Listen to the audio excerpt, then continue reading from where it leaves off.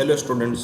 तो आज के लेक्चर के अंदर हम देखने वाले हैं कि ओरेकल के अंदर जो एसक्यूएल की क्वेरी लगती हो और दूसरे कौन से टाइप की रहती है, ठीक है, जिसकी मदद से हमें डेटाबेस के अंदर से डेटा फाइंड करने में बहुत ही इजी रहता है। या फिर आप ऐसे भी समझ सकते हो कि उसके फिल्टरिंग भी आप अच्छे से कर सकते हो। फिल्टरिंग मतलब मैं बहुत सारा डेटा उसमें से आपको थोड़ा ही डेटा चाहिए या फिर उसी तरीके का डेटा चाहिए जैसे आपने सर्च किया है, ठीक है, तो उस तरीके का डेटा डिमांड चाहिए या फिर किसी दूसरे तरीके का डेटा चाहिए, उसमें से आपको अलग अलग तरीके के कैलकुलेशन करवाने हैं, तो उसके लिए बहुत सारी अलग अलग क्वेरी दी गई हो। उसमें से आज हम जो यहाँ पे लिस्ट आउट किया गया है उतनी क्वेरी पढ़ेंगे, ठीक है। तो यहाँ पे देखो, पहले तो क्या है कि ऑर्डर बाय, ठीक है, फिर एनालिसिस, काउंट, सम, एवरेज और मिन मैक्स, ठीक है। तो इतनी क्वेरी आज के लेक्चर के अंदर हम देखने वाले हैं, ठीक है। तो स्टार्ट करते हैं। तो फर्स्ट ऑफ ऑल तो क्या दिया गया है कि एसक्यूएल ऑर्डर कीवर्ड, ठीक है। तो ऑर्डर बाय से क्या होता है,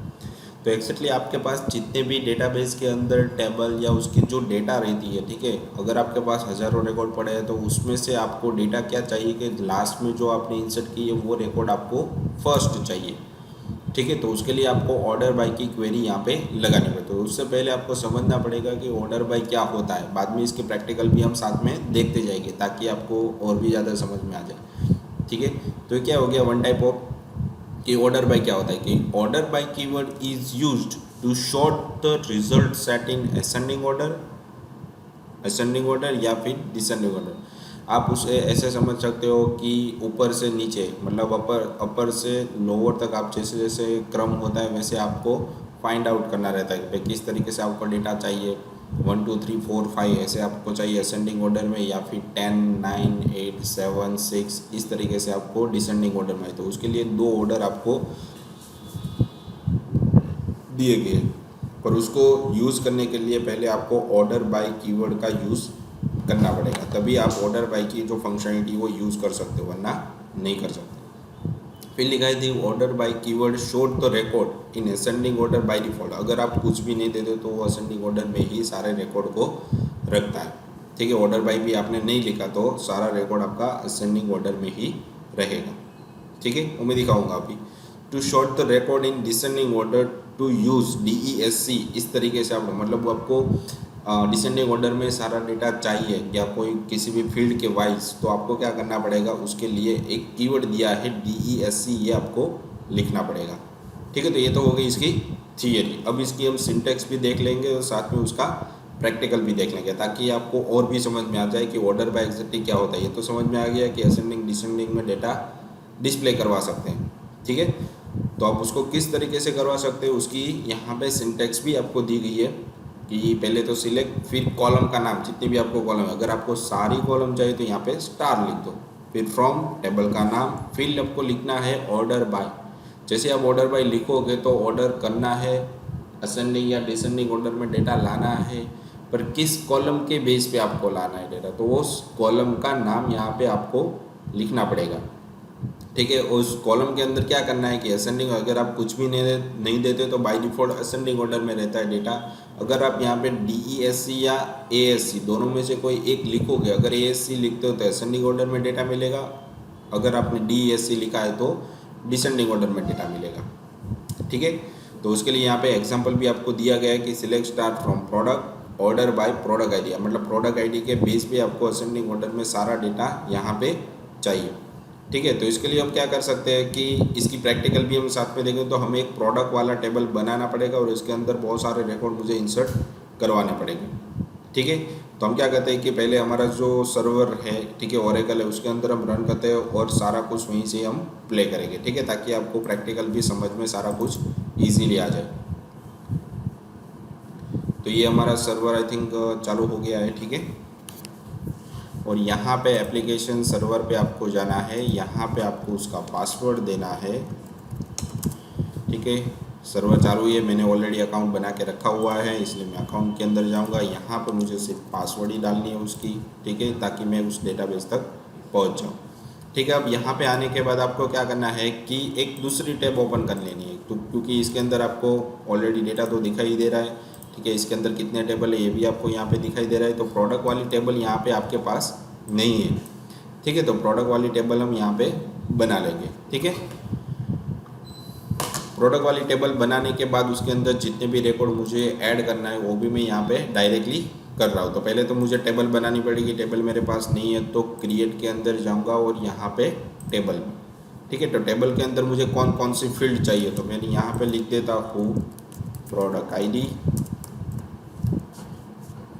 ठीक है, सारा कुछ स्मॉल में ही रखता हूँ। फिर प्रोडक्ट नेम, उसके बाद कैटेगरी आईडी, उसके बाद सप्लायर आईडी, ठीक है। उसके बाद मुझे यहाँ पे देना पड़ेगा यूनिट, मतलब जो भी प्रोडक्ट मैंने बनाई उसकी यूनिट क्या है, और उसके बाद उसकी प्राइस, ठीक है। तो सबका मुझे डेटा टाइप भी मेंशन करके रखना पड़ेगा कि प्रोडक्ट आईडी है तो उसकी यहाँ पे टाइप रहेगी नंबर, प्रोडक्ट नेम है तो उसकी यहाँ पे रहेगी वेरकेर, ठीक है। कैटेगरी आईडी है तो उसकी यहाँ पे नंबर, सप्लायर आईडी है तो भी नंबर, यूनिट है तो उसको मैं नंबर के फॉर्मेट में भी रख सकता हूँ, प्राइस है तो नंबर, ठीक है। और उस सब की मुझे लेंथ भी यहाँ पे मेंशन करनी पड़ेगी। तो प्रोडक्ट आईडी की मैं दे देता हूँ 10, प्रोडक्ट नेम की यहाँ पे 100 कैरेक्टर का हो सकता है, product category ID 10, supplier ID 10, unit 100 character का हो सकता है और प्राइस यहाँ पे 10, ठीक है, या 100 में दे देता हूँ। फिर टेबल का नाम मुझे यहाँ पे रखना पड़ेगा माय प्रोडक्ट, ठीक है। आप अपनी तरीके से बना सकते हो, टेबल ऑलरेडी है वो नहीं देना, दूसरा उसके अलावा यूनिक नाम आपको टेबल का नाम देना है, ठीक है। स्पेलिंग मिस्टेक कहीं पर भी नहीं है। जैसे मैं नेक्स्ट करूँगा तो पूछेगा प्राइमरी की बनाना है, तो हमें किसी को भी प्राइमरी की नहीं बनाना, इसलिए मैंने हटा दिया नेक्स्ट नेक्स्ट, और यहाँ पर नेक्स्ट। तो हमारा टेबल यहाँ पे बन के आ गया माय प्रोडक्ट नाम से, ठीक है। जैसे क्रिएट करूँगा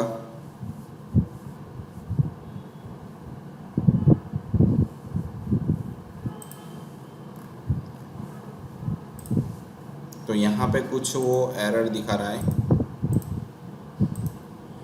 ठीक है। वो देख लेते हैं कि हमारा टेबल बना है कि नहीं बना। यहाँ पे नहीं बना,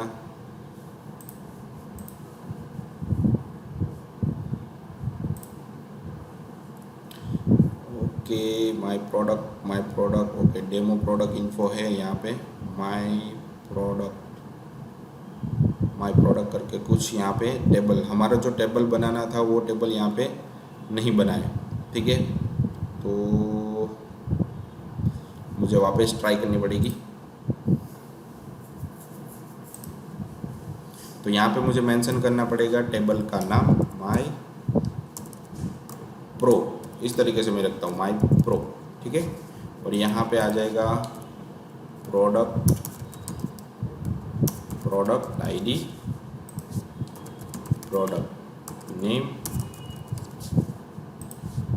कैटेगरी आईडी,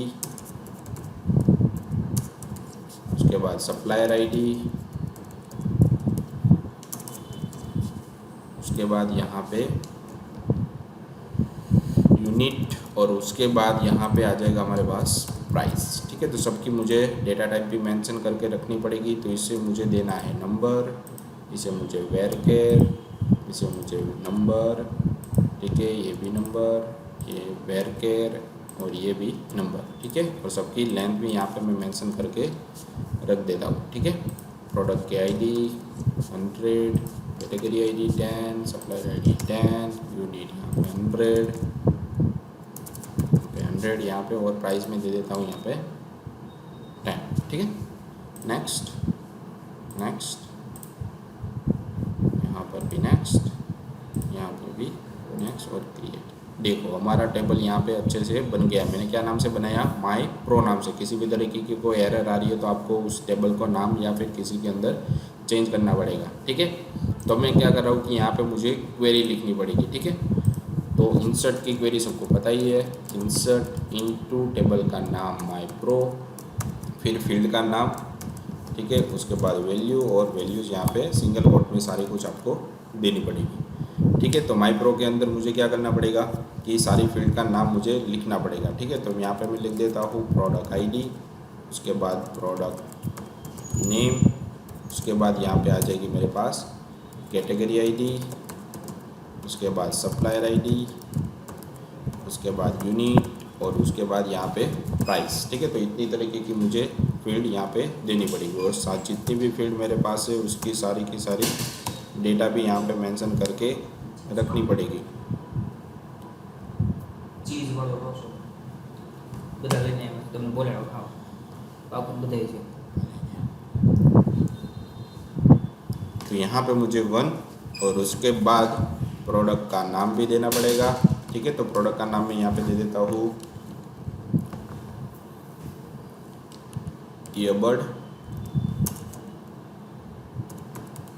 उसके बाद यहाँ पे मैं दे देता हूँ कैटेगरी की आईडी 1, सप्लायर आईडी 1, यूनिट उसकी क्या दे रहा हूँ मैं यहाँ पे समथिंग कैरेक्टर के फॉर्मेट में, इसलिए मुझे इस तरीके से देखना पड़ेगा। तो मैं यहाँ पे 2, ठीक है, तो इस तरीके से दे रहा हूँ 2 ईयरबड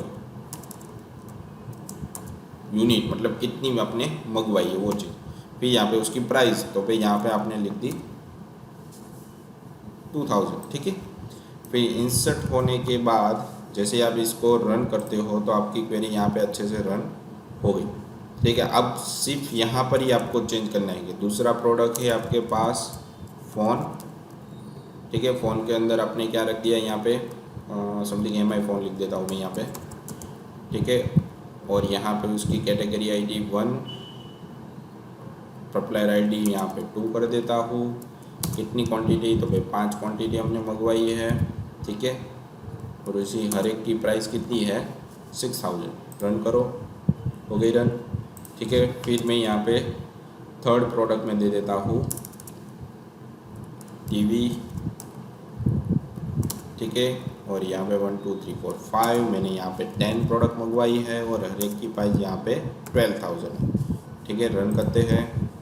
फिर वापस मैंने यहाँ पे चौथी प्रोडक्ट मंगवाई है, तो 4-5 प्रोडक्ट आपको यहाँ पे ऐड करनी पड़ेगी। ठीक है, तभी अच्छे से आप इसको जान पाओगे कि किस तरीके से डेटा आपको मिल सकता है। ठीक है, तो मैकबुक की प्राइस में यहाँ पे लिख देता हूँ 50,000। ठीक है, और मैंने ये मंगवाए हैं 6। डन करो। ठीक है, तो 4 प्रोडक्ट आपके पास हो गई। एक डाल देता हूँ बैग। ठीक है, ताकि डिफरेंट रहे थोड़ा। बैग प्रोडक्ट आईडी यहाँ पे 6, यहाँ पे मैं डाल देता हूँ 800 और जैसे रन करता हूँ तो सारा रिकॉर्ड हमने समथिंग बहुत सारा डेटा वहाँ पे इंसर्ट किया हुआ है। ठीक है, तो देखो सारे के सारे रिकॉर्ड मुझे यहाँ पे अच्छे से दिख रहे हैं। ठीक है, अब हम हमारी जो क्वेरी है तो प्रोडक्ट आईडी है, देखो यहाँ पे क्या आ रही है कि उल्टी सुल्टी आ रही है। ठीक है, अब जो हमारा क्वेश्चन था वही था कि मुझे डेटा चाहिए तो किसके बेस पे आपको चाहिए। ठीक है, तो सिलेक्ट, फिर कॉलम का नाम, कितनी कॉलम चाहिए। अगर सारा डेटा आपको चाहिए तो यहाँ पे स्टार लिख दो। फिर फ्रॉम, टेबल का नाम, फिर ऑर्डर बाय। ऑर्डर बाय के बाद किस ऑर्डर कॉलम वाइज आपको असेंडिंग ऑर्डर या डिसेंडिंग ऑर्डर चाहिए, तो वो क्वेरी हम यहाँ पे इम्प्लीमेंट अब करने वाले हैं। अब देखो सिलेक्ट स्टार फ्रॉम और उसके बाद में माई प्रो लिखूँगा टेबल का नाम, तो इसके अंदर जितने भी रिकॉर्ड हो गए वो मुझे सारे यहाँ पे दिखाई दे रहे हैं। पर अब मुझे क्या चाहिए, वो असेंडिंग ऑर्डर में चाहिए। ठीक है, तो इसके लिए मुझे लास्ट में यहाँ पे लिखना पड़ेगा ऑर्डर बाय और उसके बाद कॉलम का नाम। तो कॉलम का नाम मेरे पास है प्रोडक्ट आईडी। ठीक है, और क्या करना है आपको, असेंडिंग ऑर्डर चाहिए या डिसेंडिंग, तो उसके लिए लास्ट में आपको लिखना पड़ेगा ASC, मतलब असेंडिंग ऑर्डर में डेटा मिलेगा। देखो प्रोडक्ट आईडी क्या होगी 1 2 3 4 5, तो वो असेंडिंग ऑर्डर हमारे ऑर्डर में आ रही है। ठीक है, अगर आप यहाँ पे कुछ भी नहीं लिखते तो बाय डिफ़ॉल्ट सिस्टम क्या लेता है कि असेंडिंग ऑर्डर ही लेगा। ठीक है, अगर आपको इसको 5 4 3 इस तरीके से आपको डेटा चाहिए तो यहाँ पे आपको लिखना पड़ेगा DESC। ठीक है, जैसे आप ऐसे लिखोगे तो सारा रिकॉर्ड है वो उल्टा हो जाएगा। पहले 5 नंबर का डेटा मिलेगा तो उसके रिलेटेड जितनी भी कॉलम है वो भी उसके साथ ऑटोमेटिकली ऊपर आ जाएगी। मतलब लास्ट में रिकॉर्ड आपने जो इंसर्ट किया वो आपको स्टार्टिंग में मिल जाएगा। ठीक है, तो इस तरीके से आप प्रोडक्ट आईडी वाइज, तो ऐसा नहीं है कि प्रोडक्ट आईडी वाइज ही आप असेंडिंग या डिसेंडिंग कर सकते हो। आप किसी भी फील्ड वाइज, मतलब किसी भी कॉलम वाइज करो। अगर आपको प्राइस वाइज चाहिए तो यहाँ पे कॉलम का नाम लिख दो प्राइस। ठीक है, जैसे आप लिखोगे तो आपको डेटा मिलेगा डिसेंडिंग ऑर्डर। देखो पहले 50,000, फिर 12,000, 6, 2 और 800, तो इस तरीके से डेटा मिल गया आपको। ठीक है, अगर आपको असेंडिंग ऑर्डर में चाहिए तो यहाँ पे आप इस तरीके से भी लिख सकते हो ASC। तो असेंडिंग ऑर्डर में सारा डेटा प्राइस वाइज आपको मिल जाएगा। यूनिट वाइज चाहिए तो यहाँ पे आप यूनिट भी लिख सकते हो। ठीक है। जैसे यूनिट करोगे तो यूनिट वाइज आपका सारा डेटा देखो असेंडिंग ऑर्डर में आ जाएगा, ठीक है। तो इस तरीके से सारा डेटा आप असेंडिंग डिसेंडिंग ऑर्डर में या फिर फॉर्मेट में रख सकते हो, पर मोस्टली हम किसके बेस पे रखते हैं, प्रोडक्ट आईडी के बेस पे रखते हैं, ठीक है। तो जैसे मैं यहाँ पे एंटर दूंगा और यहाँ पे स्पेस मैंने दे दी है, ओके स्पेलिंग मिस्टेक हो गई यहाँ पे, प्रोडक्ट आईडी, ठीक है। देखो आगे सारे रिकॉर्ड प्रोडक्ट आईडी के बेस पे असेंडिंग ऑर्डर में, ठीक है। तो इस तरीके से असेंडिंग या डिसेंडिंग ऑर्डर में सारा डेटा आप किसी भी कॉलम वाइज फैच करवा सकते हो, ठीक है। उसके बाद आ जाता है हमारे पास एलाइसिस। तो पहले तो एलाइसिस क्या होता है वो आपको समझना पड़ेगा, ठीक है। तो एलाइसिस का मतलब सिंपल कॉन्सेप्ट ये होता है कि आपके पास जो भी डेटा आपने यहाँ पे फैच करवाया, तो ये क्या थी कि आपकी कॉलम की नाम आपको जो डेटाबेस में थी वो दिख रही थी। अब आपको क्या करना है कि किसी और को डेटाबेस में से मतलब क्वेरी आपको फैच करके वहाँ पे भेजनी है, पर आपको ये जो कॉलम की नाम थी वो नहीं भेजनी है, ठीक है। मतलब नाम ओरिजिनल नाम जो कॉलम का था वो आपको नहीं देना है, उसके अलावा दूसरा नाम देना, मतलब डेटा यही जाएगा, फिर सिर्फ कॉलम की नेम बदल जाएगी, ठीक है। तो उसके लिए यहाँ पे एलाइसिस का यूज़ किया जाता है। तो एलाइसिस की थियरी हम पहले देख लेते हैं कि क्या कहता है थियरी।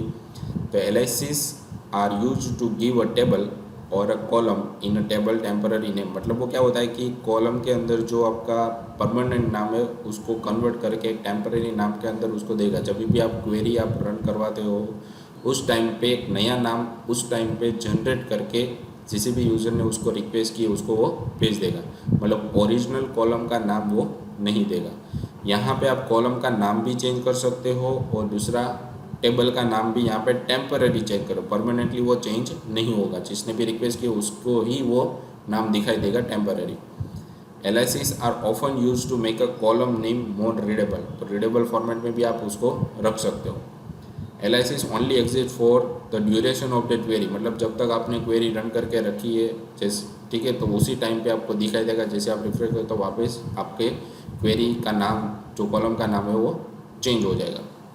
तो उसके लिए यहाँ पे एज कीवर्ड का यूज़ किया जाता है, ठीक है, एएस। तो एज कीवर्ड की मदद से आप कॉलम की नाम टेम्पररी बदल सकते हो, ठीक है। तो उसके लिए यहाँ पे सिंटेक्स आपको दी है, सिलेक्ट फिर कॉलम का नाम। देखो कॉलम के नाम के बाद क्या है, एएस। तो यहाँ पे जो भी नाम दोगे तो इस कॉलम का नाम बदल के क्या हो जाएगा, एलाइसिस हो जाएगा। और कौन से टेबल में से डेटा चाहिए, तो टेबल का नाम। तो उसकी यहाँ पे एग्जांपल भी आपको दी है कि प्रोडक्ट की आईडी है वो बहुत बड़ी है, तो मुझे यहाँ पे सिर्फ क्या चाहिए, पीआईडी चाहिए या फिर सीआईडी चाहिए। यूज़र को सिर्फ क्या मिलेगा, सीआईडी, प्रोडक्ट की आईडी, ओरिजिनल आईडी उसको कॉलम की नाम नहीं मिलेगी। तो इसको भी हम प्रैक्टिकली करके देख लेते हैं कि किस तरीके से डेटा मिलेगा। तो सिलेक्ट फिर मैं कॉलम का नाम देता हूँ प्रोडक्ट आईडी एज पीआईडी, ठीक है, कैपिटल में दे रहा हूँ। फ्रॉम टेबल का नाम माइप्रो, ठीक है। जैसे ही रन करूँगा तो मुझे डेटा मिलेगा। तो प्रोडक्ट आईडी नहीं दी, क्या दी है मुझे, पीआईडी दी है, ठीक है। और यहाँ पे मैं लिख देता हूँ स्टार, ओके। दूसरे फील्ड का नाम भी यहाँ पे आपको लिखना पड़ेगा, प्रोडक्ट नेम, उसके बाद आपको यूनिट, उसके बाद प्राइस, उसके बाद कैटेगरी आईडी चाहिए तो, वरना एज इट इज़ रहने दो। तो कैटेगरी आईडी का नाम मुझे चेंज करना है तो मैं यहाँ पे लिख देता हूँ एस सी आई डी। और सप्लायर आईडी का नाम भी मुझे चेंज करना है तो supplier ID as S I D, ठीक है। जैसे ही रन करोगे देखो कैटेगरी आईडी और सप्लायर आईडी दोनों की आईडी यहाँ पे चेंज। ऐसे ही प्राइस की नेम भी आप बदल सकते हो। तो यहाँ पे एज करके आप लिख सकते हो पी, यूनिट की जगह पे यहाँ पे आप एज अ यू भी लिख सकते हो, ठीक है। प्रोडक्ट की नाम की जगह पे आप पी नेम भी लिख सकते हो। तो इस तरीके से जो भी कॉलम का नाम है वो टेम्पररी आप बदल सकते हो, ठीक है। तो इस तरीके से भी डेटा आप फैच कर सकते हो। और उसके बाद यहाँ पे आपको ऑर्डर बाय लगाना है तो ऑर्डर बाय भी आप यहाँ पे लगा के, ठीक है, पीआईडी के बेस। तो अब आपको कौन सी आईडी यूज़ करनी है, पीआईडी यूज़ करनी है, ठीक है। जैसे ही रन करोगे तो 1 2 3 4 ऐसे आ जाएगा, ठीक है। तो इस तरीके से सारा डेटा आप यहाँ पे क्या कर सकते हो कि उसकी कॉलम की नाम बदल सकते हो और उसकी ऑर्डर बाई के फॉर्मेट में भी डेटा चेंज असेंडिंग या डिसेंडिंग फॉर्मेट में ला सकते हो। ठीक है, तो ये थी हमारी एनालिसिस। उसके बाद है काउंट, कितनी रो है। देखो यहाँ पे तो 5 रो है इसलिए आप अच्छे से गिन रहे हो। ठीक है, अगर आपके पास हज़ारों रिकॉर्ड पड़े होंगे तो आपके पास कितने रिकॉर्ड टोटल वो गिनने के लिए आपको यहाँ पे दिया गया है काउंट। ठीक है, तो यहाँ पे है कि the count function return a number of row, मतलब कितनी आपके पास रो है वो गिन के दे देगा।